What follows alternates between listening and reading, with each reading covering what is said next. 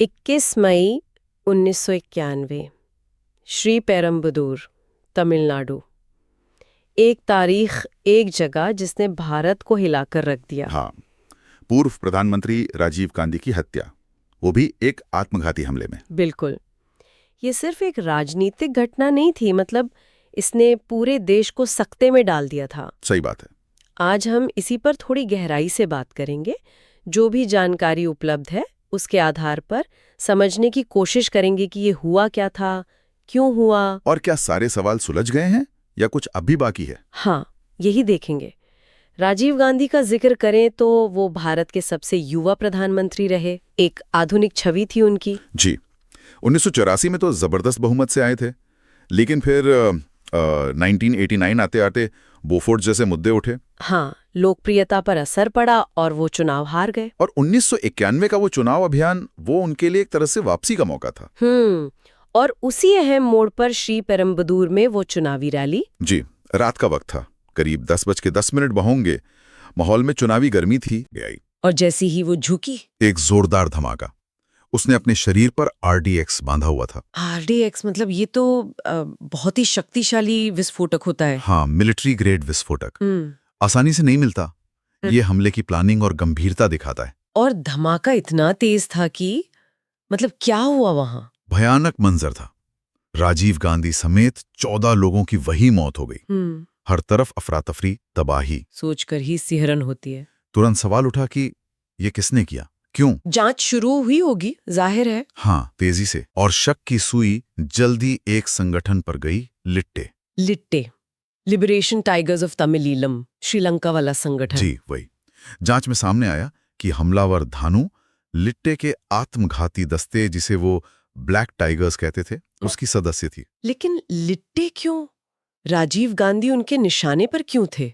उनका मकसद क्या था? देखिए, लिट्टे श्रीलंका में एक अलग तमिल राज्य ईलम के लिए लड़ रहा था। हाँ, ये तो पता है। उनकी नाराजगी की बड़ी वजह थी राजीव गांधी का 1987 में श्रीलंका में भारतीय शांति सेना यानी IPKF भेजना। अच्छा, IPKF वाला मामला। शुरू में तो लगा था कि IPKF तमिलों की मदद करेगी, लेकिन जल्द ही लिट्टे और IPKF में भयंकर लड़ाई छिड़ गई। लिट्टे को लगा कि भारत ने धोखा दिया है और IPKF तमिलों पर जुल्म कर रही है। तो वो राजीव गांधी को इसका जिम्मेदार मानते थे। बिल्कुल, वो इसे एक तरह से बदला लेना चाहते थे। मतलब जो भारत कभी उनका समर्थक माना जाता था, उसी के खिलाफ इतनी बड़ी कार्रवाई, ये तो बड़ा बदलाव था उनके रवैये में। हाँ, ये उनकी हताशा और बदले की भावना दिखाता है। इस साजिश की तह तक पहुंचना तो बहुत मुश्किल रहा होगा। जांच कैसे हुई? मामला CBI की स्पेशल इन्वेस्टिगेशन टीम SIT को दिया गया। DR कार्तिकेयन उसे लीड कर रहे थे। चुनौतियां तो बहुत रही होंगे। यकीनन। SIT ने घटनास्थल से मिले सबूत जुटाए, मानव बम के टुकड़े, कपड़े, और एक बहुत अहम चीज मिली। वो क्या? एक फोटोग्राफर थे, हरी बाबू, जो हमले में मारे गए। उनके कैमरे से कुछ तस्वीरें मिली। अरे! हाँ, पता चला कि हरिबाबू खुद भी साजिश का एक छोटा हिस्सा थे, पर अनजाने में उन्होंने हमलावर धानु और उसके साथियों की तस्वीरें खींच ली थी। तो कैमरे ने ही राज खोल दिया एक तरह से। काफी हद तक।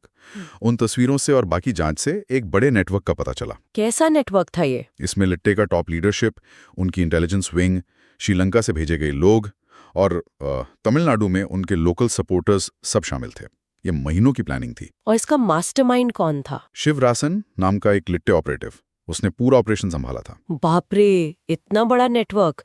फिर कानूनी कार्रवाई कैसे आगे बढ़ी? काफी लंबी जांच चली, फिर सुनवाई हुई। 1998 में जाकर टाड़ा कोर्ट ने फैसला सुनाया। कितने लोगों को सजा हुई? कुल 26 लोगों को दोषी ठहराया गया। 4 मुख्य आरोपी थे, नलिनी, मुरुगन, संथन और पेरारीवलन। इन्हें मौत की सजा मिली। और बाकी को उम्र कैद। बाद में सुप्रीम कोर्ट ने भी सजाओं को कंफर्म किया। हालांकि नलिनी की मौत की सजा सोनिया गांधी की अपील के बाद उम्र कैद में बदल दी गई थी। लेकिन मामला यहीं रुका नहीं, शायद कुछ विवाद भी हुए बाद में। हाँ, बिल्कुल। खासकर जो मौत की सजा पाए थे, उनको लेकर मानवाधिकार के सवाल उठे। पेरारीवलन का केस काफी सुर्खियों में रहा। पेरारीवलन, उन पर क्या आरोप था? उन पर आरोप था कि उन्होंने बम बनाने के लिए बैटरी सप्लाई की थी। अच्छा, उनकी रिहाई हुई हाल में, है ना? जी, मई 2022 में सुप्रीम कोर्ट ने उन्हें रिहा कर दिया, आर्टिकल 142 के तहत अपनी स्पेशल पावर इस्तेमाल करते हुए। किस आधार पर रिहाई हुई? कोर्ट ने कई बातें देखी, जैसे कि उनकी भूमिका सीमित थी, वो 30 साल से ज्यादा जेल में रह चुके थे, जेल में बर्ताव अच्छा था, और गवर्नर ने भी दया याचिका पर फैसला लेने में बहुत देर की। इस पर प्रतिक्रियाएं भी अलग अलग आई होंगी। हाँ, मिलीजुली प्रतिक्रिया थी, कुछ ने स्वागत किया, कुछ ने आलोचना की। इतनी बड़ी जांच, कोर्ट की प्रक्रिया, इसके बाद भी क्या कुछ सवाल बाकी रह गए? बिल्कुल। देखिए, कुछ सवाल तो हैं जो आज भी पूछे जाते हैं, जैसे क्या इस साजिश में सिर्फ लिट्टे ही था या कोई और भी पीछे था? हाँ, ये सवाल तो उठता है। और राजीव गांधी की सुरक्षा को लेकर भी सवाल उठते हैं, क्या उसमें चूक हुई थी, खासकर तब जब खतरे की खुफिया जानकारी थी पहले से? और क्या जांच पर कोई राजनीतिक असर पड़ा, ये भी एक सवाल है। जी, इन सवालों के शायद कभी 100% पक्के जवाब ना मिले, लेकिन ये इस हत्याकांड से जुड़े डिस्कोर्स का हिस्सा हैं। ये तो साफ है कि सिर्फ एक हत्या नहीं थी, ये भारत के लोकतंत्र पर, हमारे व्यवस्था पर एक बहुत गहरा घाव था। निश्चित रूप से एक राष्ट्रीय त्रासदी थी ये, और ये दिखाती है कि आतंकवाद और कट्टरता कितने खतरनाक हो सकते हैं। लोकतंत्र के लिए तो ये जहर की तरह है। बिल्कुल।